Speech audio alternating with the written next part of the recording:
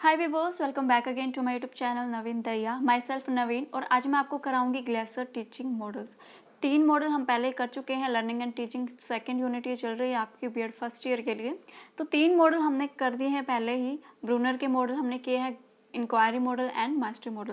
Then last model हमारा बचता है जो लर्निंग एंड टीचिंग के सिलेबस में आपका गिवन है, ग्लेसर बेसिक टीचिंग मॉडल। आज हम ग्लेसर के बारे में पढ़ेंगे। अगर आप मेरे चैनल पर फर्स्ट टाइम विजिट कर रहे हो, फर्स्ट टाइम वीडियो देख रहे हो, तो पहले चैनल को सब्सक्राइब कर लीजिएगा और बेल आइकन को प्रेस कर लो ताकि जो नेक्स्ट वीडियो मैं अपलोड करूँ बीएड से रिलेटेड वो आप तक पहुँच जाए। ठीक है, तो चलते हैं ग्लेसर के बारे में बात करते हैं। ग्लेसर ने किस तरह के मॉडल दिए हैं। तो ग्लेसर ने जो मॉडल ये दिया है 1962 में। इन्होंने जो बताया है ग्लेसर के मॉडल में, इन्होंने बात की है ऐसे टीचर्स के बारे में जो बच्चों के अंडरस्टैंड को बढ़ाए, बच्चों के अंडरस्टैंड लेवल को इंक्रीज करे। और कौन से टीचर, देखिए जो प्यूपिल टीचर्स होते हैं, जो टीचर बनने जा रहे हैं भविष्य में, जैसे आप लोग हैं, आप बीएड में हो तो आप टीचर बनने के लिए जा रहे हो, you are become a teacher. तो आप कौन कौन सी टेक्निक यूज़ करोगे, कौन कौन सी विधियां यूज़ करोगे जिससे बच्चों के जो कॉन्सेप्ट हैं आप उनको क्लियर कर पाओ। ठीक है, तो मोस्टली काफ़ी हद तक ये जो टीचर बनने जा रहे हैं, जो फ्रेशर टीचर हैं, उन्हीं के ऊपर काम करता है और उन्हीं के बारे में इन्होंने अपने मॉडल में बताया है। ठीक है, काफ़ी फ्लेक्सिबल मॉडल है ये। और ये जो मॉडल है इन्होंने बताया है अपने मॉडल में कि जो डिफ़िकल्ट टॉपिक आपके होते हैं उनको इजी वे में आपको स्टूडेंट्स के सामने प्रेजेंट करना है। ओके, और ये एक बुनियादी मॉडल भी है। बुनियादी मॉडल कैसे हो गया? क्योंकि आप टीचर बनने जा रहे हो, टीचर बनने की आप प्रैक्टिस कर रहे हो, ट्रेनिंग आप ले रहे हो, इसलिए ये बुनियादी है। इस जो आप ट्रेनिंग में सीखोगे, जो आप टीचिंग प्रैक्टिस में सीखोगे, वही जाकर आप आगे की लाइफ में अप्लाई करोगे जब आप टीचर बन जाओगे। ठीक है, अभी तो आपकी प्रैक्टिस चली हुई है, ट्रेनिंग चली हुई है। ठीक है, तो ये है ग्लेसर का मॉडल जो जिन्होंने अपने मॉडल में बताया। तो इंट्रोडक्शन देख लेते हैं। इंट्रोडक्शन में ग्लेसर ने क्या कहा है। इस मॉडल का विकास 1962 में रॉबर्ट ग्लेसर ने मनोवैज्ञानिक सिद्धांतों पर निर्माण किया था। इसका जॉन पी डेसिको ने इसे बुनियादी मॉडल भी कहा है, क्योंकि मैंने बताया है कि बुनियाद जो नींव रखी जाती है, नींव अगर स्ट्रॉन्ग होगी तो उसी के ऊपर एक अच्छा भवन बनाया जा सकता है। जब आप ट्रेन कर रहे हो, ट्रेनिंग आप ले रहे हो टीचिंग की, अगर आप जितनी भी आपकी गलतियां यहीं पर रिमूव कर दोगे तो आगे जाकर आपको कोई भी दिक्कत नहीं होगी। ठीक है, इसी मॉडल को कक्षा कक्ष मीटिंग मॉडल के नाम से भी जाना जाता है। यह संपूर्ण अध्ययन प्रक्रिया को उपयुक्त तरीके से स्तर पर लागू करता है। इस मॉडल का उपयोग किसी भी विषय सामग्री में किया जा सकता है। एग्जाम्पल के तौर पर इंग्लिश है, आपकी आर्ट है, फ्रेंच, कोई भी सब्जेक्ट आप पढ़ा रहे हो, सभी में ये मॉडल लागू होता है, अप्लाई होता है। ठीक है, इस मॉडल को प्रयोग करके कितनी भी देर पढ़ाया जा सकता है। सपोज कर लीजिए for examples 40 minute, 1 hour, 5 hours and 1 week.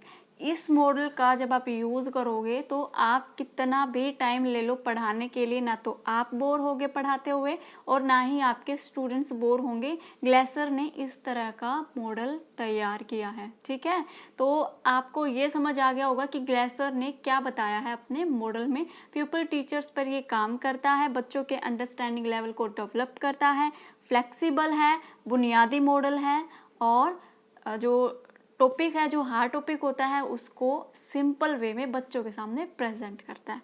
Okay, done यहाँ तक। आगे चलते हैं। इसकी एजप्शंस क्या क्या हैं, एजप्शंस देख लेते हैं। प्रत्येक पाठ की यह मान्यता है कि विद्यार्थी को कुछ ज्ञान है। मतलब जो लेसन आप पढ़ाने जा रहे हो, आप यही मानकर चलते हो कि मैं जो टॉपिक लेकर जा रहा हूँ क्लास में, जो पढ़ाने के लिए मैं लेकर जा रहा हूँ क्लास में, उससे रिलेटेड बच्चों को कुछ नॉलेज होगी।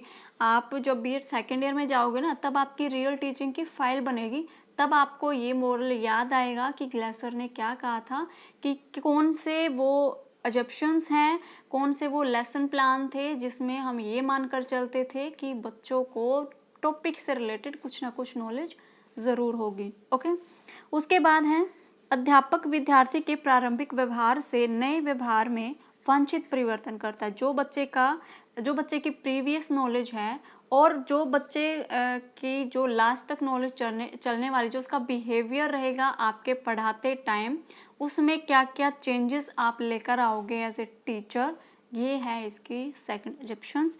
नेक्स्ट एंड थर्ड है अनुदेशनात्मक उद्देश्य तीव्र व्यवहार परिवर्तन में सहायक होते। जो इंस्ट्रक्शनल ऑब्जेक्टिव्स हमारे होते हैं वो बच्चों के व्यवहार में परिवर्तन लाने में हेल्पफुल होते हैं। ठीक है, जो भी हम ऑब्जेक्टिव्स क्लास में लेके जाते हैं पढ़ाने के लिए, बच्चों के कॉन्सेप्ट को क्लियर करने के लिए, उनके अंडरस्टैंडिंग लेवल्स को बढ़ाने के लिए। Okay, done. नेक्स्ट हम देखते हैं ग्लेजर ने अपने बुनियादी मॉडल में घटक बताए हैं, कुछ एलिमेंट्स बताए हैं। 4 टाइप्स के एलिमेंट हैं और चारों के चारों जो एलिमेंट्स हैं वो एक प्रोसेस में काम करेंगे, स्टेप बाय स्टेप काम करेंगे। मैं एक बार दिखा देती हूँ आपको। ये हैं आपके 4 एलिमेंट जो कि काम करते हैं ग्लेसर के मॉडल पर, जो ग्लेसर ने बताया है अपने मॉडल्स में। फर्स्ट है अध्यापन उद्देश्य है। इंस्ट्रक्शनल ऑब्जेक्टिव्स क्या हैं हमारे, जो हम क्लास में बच्चों को पढ़ाने जा रहे हैं, हम कौन कौन से ऑब्जेक्टिव्स लेकर चलेंगे ताकि बच्चों के जो अंडरस्टैंडिंग लेवल है वो इंक्रीज हो जाए। ठीक है। सेकंड है प्रारंभिक व्यवहार। जो बच्चे का क्लास में आने से पहले क्या उसका बिहेवियर है, क्या उसके पास नॉलेज है, क्या उसकी प्रीवियस नॉलेज है, ये इसके बारे में बात करता है। ठीक है। नेक्स्ट एंड थर्ड है अध्यापन प्रक्रियाएं। इंस्ट्रक्शनल प्रोसेस क्या क्या होगी क्लास में, जब हम पढ़ाएंगे बच्चों को तो कौन कौन सी प्रक्रिया होंगी जिसको हम यूज़ करेंगे, ये है थर्ड स्टेप। एंड लास्ट में है प्रदर्शन मूल्यांकन, इसको कहते हैं परफॉर्मेंस असेसमेंट। जो हम पढ़ाने जा रहे हैं क्लास में, टॉपिक हमने क्लियर करा दिया, प्रोसेस हो गई, कौन कौन सी विधियाँ तकनीक है जो हमने यूज़ कर ली, उसके बाद हम ये देखेंगे मूल्यांकन करके कि हम जो पढ़ाया है क्लास में वो बच्चों को कहाँ तक कंप्लीट हुआ है, कितना उनको अंडरस्टैंड हुआ है, कितना उनको समझ में आया है। क्योंकि जब तक हम मूल्यांकन नहीं करेंगे हमें ये नहीं पता चलेगा कि हमने जो पढ़ाया है वो बच्चों को समझ में आया भी है या नहीं। मूल्यांकन किसी भी बच्चे को समझने के लिए बेस्ट मेथड होता है। ठीक है। तो जो हमने 4 एलिमेंट पढ़े हैं अभी, जो देखे हैं, उनको हम डिटेल में पढ़ते हैं क्योंकि आपको डिटेल में एग्जाम में भी आपको लिखकर ज़रूर आने हैं। ठीक है। और फर्स्ट है आपका अध्यापन उद्देश्य, जो इंस्ट्रक्शनल ऑब्जेक्टिव्स हैं। आप जब क्लास में जाओगे तो आप जब कोई भी उद्देश्य आप लेकर जाओगे क्लास में पढ़ाने के लिए, कोई आपने टॉपिक ले लिया तो आपके टॉपिक का मोटिव क्या है, आपका खुद का मोटिव क्या है क्लास में जाने से पहले, तो आपका यही है। आप यही मान के चलोगे कि मैं जो पढ़ाने जा रहा हूँ बच्चों की अंडरस्टैंडिंग लेवल का हो, उनकी एज से रिलेट करता हो और उनके माइंड लेवल से भी वो रिलेट करता हो टॉपिक, तभी बच्चे समझ पाएंगे। ऐसा ना हो एज ग्रुप बच्चों का कुछ है 6th लेवल का और आप पढ़ा रहे हो 10th लेवल का, ऐसा लेवल आपको नहीं लेना है। जो लेवल बच्चों का है उसी के लेवल के हिसाब से आपको पढ़ाना है, ताकि बच्चों का जो माइंड है, जो बच्चों का कॉन्सेप्ट है वो क्लियर हो जाए और उनकी जो अंडरस्टैंड है वो डेवलप हो जाए। 3 बिहाफ पर हम इसको इंस्ट्रक्शनल ऑब्जेक्टिव्स को पढ़ाते हैं, कोग्निटिव, इमोशनल एंड साइकोमोटर। ठीक है। और 3 बेसिस पर हम पढ़ाते हैं, school, teacher and student. School में क्या क्या एनवायरनमेंट बच्चों को दिया गया है, टीचर कौन कौन सी विधि का यूज़ कर रहा है, टीचर कैसा है, स्किल्ड टीचर है।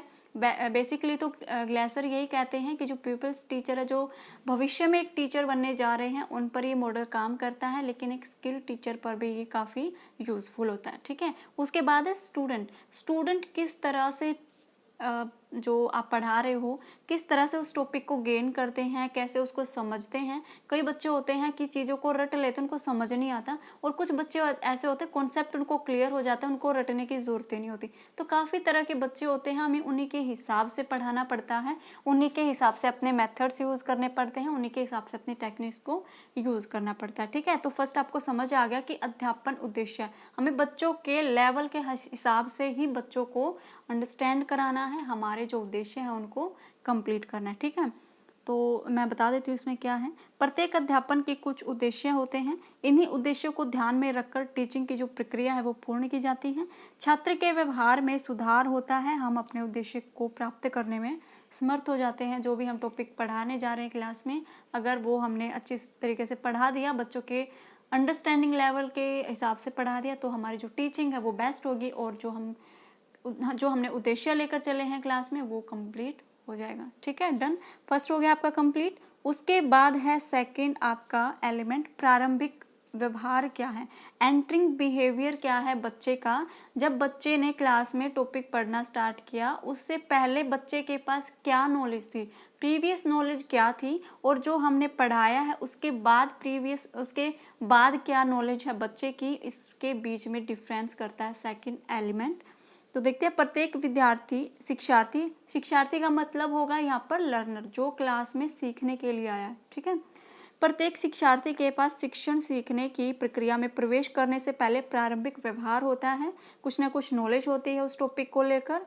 निर्देश देने से पहले शिक्षार्थी के प्रवेश व्यवहार का पता लगाना आवश्यक है। ओके, यह किसी विषय के पिछले ज्ञान व शैक्षण योग्यता के मामले में शिक्षार्थी के प्रदर्शन की तरह है।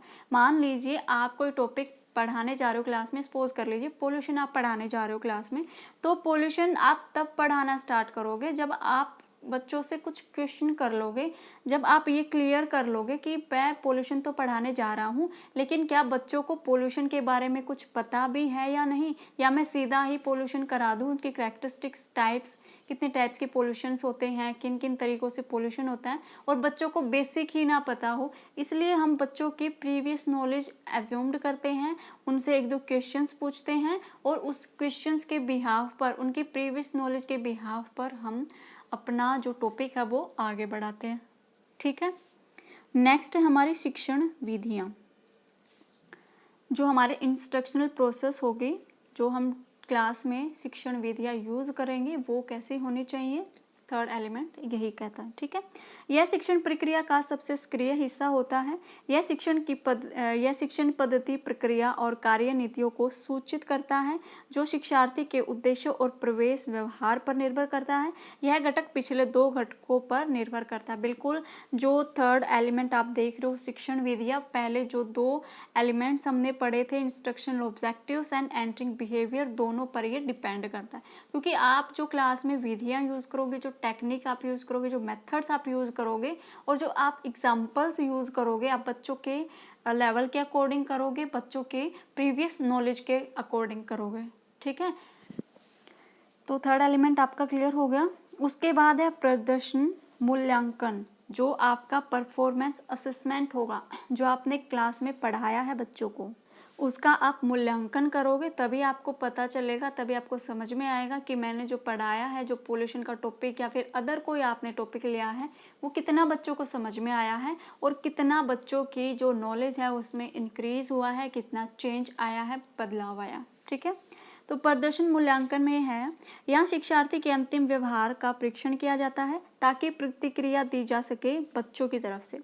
मूल्यांकन परीक्षण के प्रयोजन के लिए इस्तेमाल की जाने वाली विकास तकनीकों में अवलोकन, साक्षात्कार, रेटिंग स्केल आदि इसमें शामिल किया जाता है। बच्चों से क्वेश्चंस पूछे जाते हैं ताकि हमने जो टॉपिक कराया क्लास में उसका फीडबैक बच्चे दें, हम जो क्वेश्चन करें बच्चों का रिप्लाई दें, बच्चे उस क्वेश्चन का रिप्लाई दें, ताकि हम संतुष्ट हो सके कि मैं जो कॉन्सेप्ट बच्चों को कराया था वो बच्चों को समझ में आ गया है, ठीक है। यही इसका ऑब्जेक्टिव्स, यही इसके एलिमेंट्स है ग्लेसर मॉडल के, और आपको यही ध्यान में रखना है कि जो ग्लेसर ने मॉडल दिया है इसके बिहाफ पर हम कितनी भी देर बच्चों को पढ़ा सकते हैं। पीपल टीचर्स के लिए काफ़ी अच्छा माना जाता है ये मॉडल, और जो बच्चों के अंडरस्टैंडिंग लेवल है उसको इंक्रीज करता है। तो चार एलिमेंट हो गए। फर्स्ट में एक बार दोबारा से रिवाइज करा देती हूँ। अध्यापन उद्देश्य, इंस्ट्रक्शनल ऑब्जेक्टिव्स, प्रारंभिक व्यवहार, एंटरिंग बिहेवियर,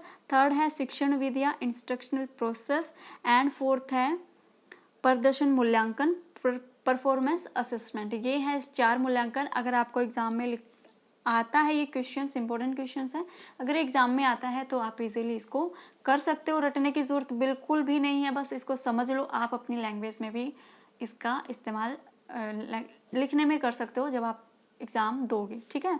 तो यहाँ तक कंप्लीट हो गया आपका। तो अब है ग्लेसर के बुनियादी अध्यापन मॉडल का विवरण, जो मेन एलिमेंट हैं, जो हर मॉडल में आप पढ़ते आए हो ना।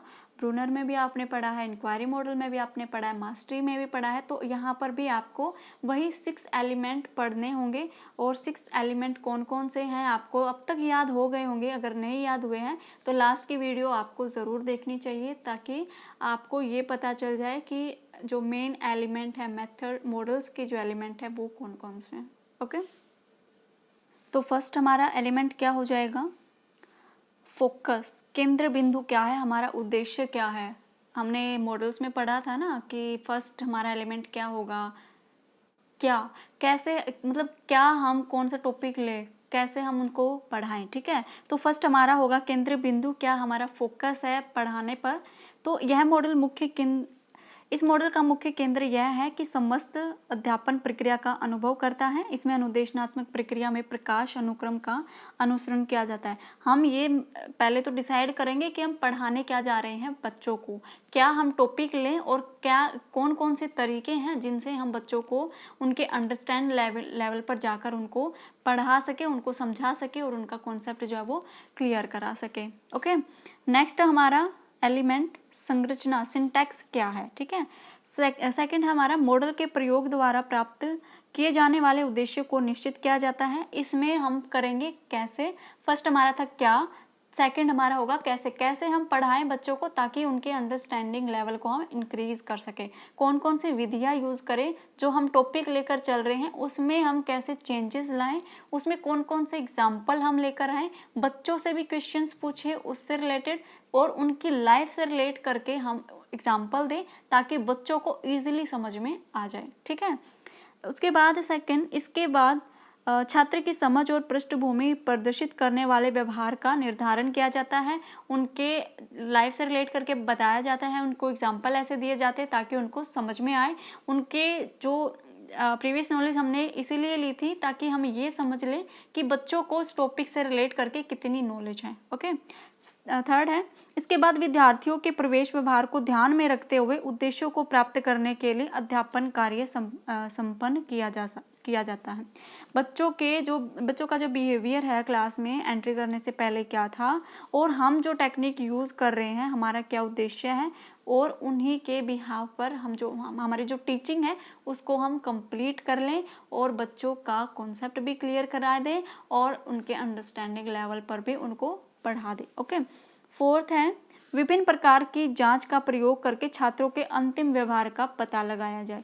जो हम पढ़ा रहे हैं उनको कैसे हम निरीक्षण करें, कैसे इवैल्यूएशन करें और कैसे हम पता लगाएं कि हमने जो पढ़ाया है बच्चों को, जो टॉपिक लिया है उनको कितना समझ में आया, कितना बच्चों ने अंडरस्टैंड किया है। ओके, ये हो गया कंप्लीट आपका। अगर आपको ये मेन एलिमेंट समझने हैं तो फर्स्ट आप वीडियो देख सकते हो मॉडल्स ऑफ टीचिंग की, वहाँ पर आपको अच्छे से समझ में आ जाएगा और वहीं आपको हर मॉडल में अप्लाई करना है। ओके, थर्ड है हमारा प्रतिक्रिया का सिद्धांत। इस मॉडल में समुचित निष्पादन के लिए शिक्षक को काफ़ी गतिविधि की आवश्यकता होती है। मॉडल को शुरू से अंत तक शिक्षक की सक्रिय भागीदारी की आवश्यकता होती है। टीचर जितना एक्टिव होगा लर्नर भी उतने ही एक्टिव होंगे और जैसे जैसे टीचर क्लास में कराता जाएगा अपने टॉपिक को बच्चों की रियल लाइफ से रिलेट करके बच्चों की अंडरस्टैंडिंग लेवल भी इतनी ही इंक्रीज होगी। ठीक है, तो प्रतिक्रिया किन की चलेगी, दोनों की चलेगी, दोनों तरफ से, स्टूडेंट्स की भी और टीचर की भी। जो टीचर क्वेश्चंस पूछते हैं स्टूडेंट्स से, सपोज कर लिए हमने टॉपिक पोल्यूशन का लिया था, पोल्यूशन से रिलेट करके टीचर क्वेश्चन पूछते हैं स्टूडेंट्स से और स्टूडेंट के क्या आंसर आते हैं, क्या बच्चों के रिस्पॉन्स होते हैं, उसी के बिहाफ पर हम आगे का टॉपिक बच्चों को क्लियर कराएंगे। ओके, नेक्स्ट सामाजिक प्रणाली।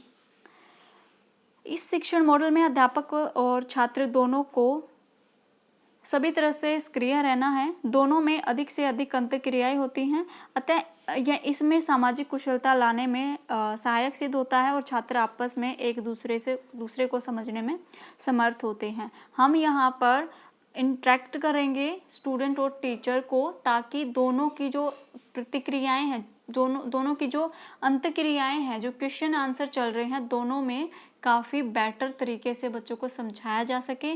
बच्चे भी टीचर के क्वेश्चंस का आंसर दे और टीचर भी अगर बच्चे का कुछ डाउट है उनको क्लियर कराए। टीचर का कर्तव्य बनता है कि बच्चों को ग्रुप स्टडी कराए, ग्रुप प्रोजेक्ट दे ताकि बच्चों में एक सहयोग की भावना उत्पन्न हो और वो अपनी रियल लाइफ में भी उसको अप्लाई कर सके, दूसरों के साथ सहयोग कर सके। ठीक है, नेक्स्ट है सहायक प्रणाली। ओके, सहायक प्रणाली में हमारे क्या आएंगे, टीचिंग जो एड्स हम यूज़ करते हैं, सहायक शिक्षण प्रणाली जैसे चौक हो गया, डस्टर हो गया, मॉडल हो गया, चार्ट हो गया, जो भी सहायक प्रणाली है टीचिंग में वो हम कैसे और कौन कौन सी यूज़ करेंगे। ठीक है, मॉडल की सफलता के लिए उपयुक्त किस्म का वातावरण समृद्धक सिद्ध होता है। उद्देश्यों और पर्यवेक्षक व्यवहार की दृष्टि से इस मॉडल में उपयुक्त व्यू रचनाएं बनाई जा सकती है। यहाँ पर अगर आपको कॉन्सेप्ट समझ में आता है मॉडल्स के एलिमेंट्स का तो आप अपनी लैंग्वेज में भी यहाँ पर लिख सकते हो, लेकिन लैंग्वेज आपको ऐसे लेनी है एक टीचर की जैसे लैंग्वेज होती है। ठीक है, ऐसे नहीं कि बिल्कुल लोकल लैंग्वेज आपको लिखनी है, इतनी भी लोकल नहीं लिखनी है क्लास एग्जाम में आपको। ओके, तो आपको जैसे मॉडल आपने ले लिए, टीचिंग एड्स आप ले रहे हो, विजुअल है, ऑडियो विजुअल है, दोनों आप ले सकते हो। तो आपको बच्चों के हिसाब से लेनी है, बच्चों के एज के हिसाब से लेनी है, बच्चों के माइंड लेवल के हिसाब से लेनी है। ठीक है, नेक्स्ट है प्रयोग। अप्लाई कैसे करेंगे बच्चे, जो भी आपने सिखाया है बच्चों को, जैसे पोल्यूशन का आपने सिखाया है या फिर कोई अदर टॉपिक आपने सिखाया है, उसको बच्चों की रियल लाइफ से तो आपने रिलेट कर दिया, लेकिन जो आपने सिखाया है उस टॉपिक से रिलेट करके बच्चे उसको अपनी रियल लाइफ में कैसे अप्लाई करते हैं ये भी इस मॉडल में बताया गया। ठीक है, हर प्रकार की टीचिंग लर्निंग स्थिति में यह मॉडल सहायक सिद्ध होता है। यह शोधकर्ताओं के लिए पर्याप्त अवसर प्रदान करता है। वे छात्रों के कल्याण की योजना तथा उन्हें संपन्न करने के लिए योग्य अध्यापन तकनीक का भी विकास कर सकते हैं। जो भी लर्निंग टीचिंग है, कोई भी स्थिति है, किसी भी क्लास को आप पढ़ा रहे हो तो सब में ये टीचिंग मॉडल काफ़ी हेल्पफुल होता है। ठीक है, ओके, नेक्स्ट हम करेंगे इसके कैरेक्टरिस्टिक्स क्या क्या हैं। काफ़ी लंबी वीडियो हो गई, आप भी बोर हो गए होगे, तो जल्दी जल्दी निपटा लेते हैं इसको। फर्स्ट हम देखेंगे कैरेक्टरिस्टिक्स इसकी क्या है। यह शिक्षण प्रतिमान, ये जो टीचिंग मॉडल है शिक्षण के लिए मार्गदर्शन का काम करता है, जिसे छात्र अपने टॉपिक में मास्टरी हासिल कर ले। ठीक है, एक मार्गदर्शन दिखाता है बच्चों को, कैसे उनको टॉपिक क्लियर करना है, कैसे उनको समझना है, क्या क्या कॉन्सेप्ट उनको करने हैं, उनको कैसे रियल लाइफ से रिलेट करके कॉन्सेप्ट को समझना है। ठीक है, सेकंड है छात्रों में वांछनीय व्यवहार पर परिवर्तन लाने के लिए यह मॉडल एक व्यवस्थित प्रक्रिया मानी जाती है। थर्ड है यह शिक्षक का अनुदेशनात्मक सामग्री और विधियों के चयन में मार्गदर्शन करता है। एक जो फ्रेशर टीचर है उसको कौन कौन सी विधियाँ यूज़ करनी चाहिए, कौन कौन सी टेक्निक अप्लाई करनी चाहिए पढ़ाते हुए बच्चों को, कौन से एग्जाम्पल्स लेने चाहिए, कैसे अपनी जो पढ़ाने के जो तरीके हैं, जो भी आप मटेरियल ले रहे हो उनको कैसे आप अप्लाई करोगे बच्चों को पढ़ाते हुए, ये सब भी एक टीचर को समझाने में, उसके मार्गदर्शन में काफ़ी हेल्प करता है। ठीक है, उसके बाद है यह उचित वातावरण का विकास करता है जिससे छात्र स्टिक अनुक्रिया के योग्य बनते हैं। ओके, तो लास्ट में आपको कंक्लूजन लिखना है। कंक्लूजन में आप क्या लिखोगे, इस मॉडल द्वारा सीखे गए विषय वस्तु संबंधी अनुभव वास्तविक, व्यवस्थित और उद्देश्यात्मक होते हैं, बच्चों की रियल लाइफ से रिलेट करके होते हैं, ऑब्जेक्टिव्स हम क्या लेकर चलते हैं वो भी क्लियर होता है, और बच्चों की जो वास्तविकता होती है, बच्चों का जो मेंटल लेवल है वो क्या है, कौन कौन सी विधियाँ हम यूज़ करते हैं, ये सब कुछ इस मॉडल में इंक्लूड किया गया है। ठीक है, छात्रों और शिक्षक को उचित और वांछनीय अंतःक्रिया करने का अवसर प्रदान करता है। दोनों टीचर और स्टूडेंट्स कैसे क्वेश्चन अप्लाई करें, कैसे क्वेश्चन का आंसर दें, दोनों में क्या क्या इंटरेक्शन होगा, कौन से अंतक्रियाएं होंगी, सब कुछ इस मॉडल में बताया गया है। तो आई होप आपको समझ में आ गया होगा कि ग्लेसर का मॉडल क्या है। मैंने इजी तरीके से समझाने की आपको कोशिश की है। फिर भी अगर आपको कोई डाउट हो तो कमेंट बॉक्स में आप मुझे कमेंट कर सकते हो, मैं और भी कोई नया एग्जाम्पल देने की आपको कोशिश करूँगी। ठीक है, तो आज के लिए था बस इतना ही। नेक्स्ट हमारी होगी स्ट्रैटेजी ऑफ टीचिंग, वो भी हम जल्द ही कल ही मैं आपको स्टार्ट करवा दूंगी, और साथ साथ मैं कराने जा रही हूँ कंटेम्प्रेरी इंडिया एंड एजुकेशन की सेकंड यूनिट, तो वो भी आप साथ में देखिएगा। और चैनल को प्लीज़ जल्द से जल्द सब्सक्राइब कर लो ताकि जो भी वीडियो आए उसकी नोटिफिकेशन आप तक पहुँच जाए। ठीक है, तो मिलते हैं नेक्स्ट वीडियो में, तब तक घर पर रहिए, सुरक्षित रहिए। Thank you.